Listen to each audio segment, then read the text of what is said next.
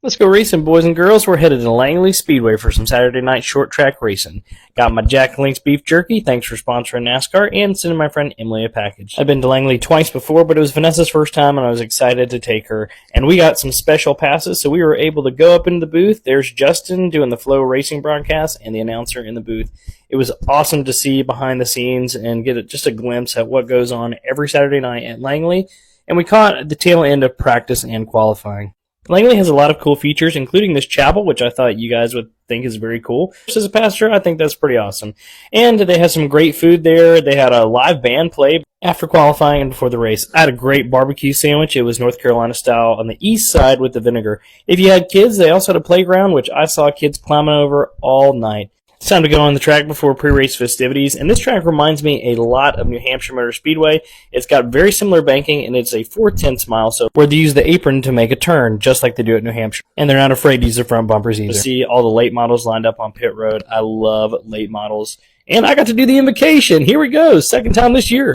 I'll be praying at a racetrack near you. After the prayer, we got to hang out in the infield a little bit. We found a spot to catch some of the start of the racing action. First was the Bandoleros. Then we went over to the inspection shed because it was very cool to be that up close and see behind the scenes.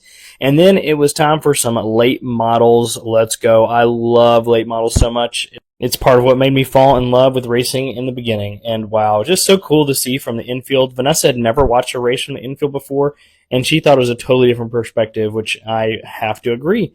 Great crowd for a Saturday night show. It was great weather. And where are we headed now? Could it be? Is NASCAR John going to wave the green flag? Look at this view we had from the flag stand. This was awesome to see for the limited late model race.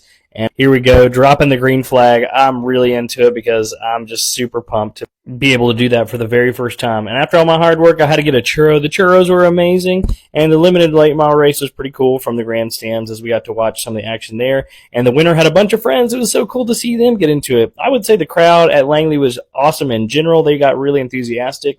And Vanessa loves the Legends cars. It's her favorite. She thinks they're cute and tiny. And she was tired, so she decided to break out her book. Give her a break. We had a really long day. And something crazy happened during the Legends race. One of the mufflers fell off, which is illegal to not have a muffler during the race. So they red flagged it and literally walked to each car to figure out who didn't have a muffler. Had to get a second churro. They were so good. And it's time for the final late model race. And this is super awesome what they do with the lights. It kind of reminds me of Martinsville. They have these new lights that they can flash during the race. And the racing was much louder from the grandstands because the tailpipes come out the right side. There was great racing, great fans, and hot tempers. Thanks for having me out, Langley.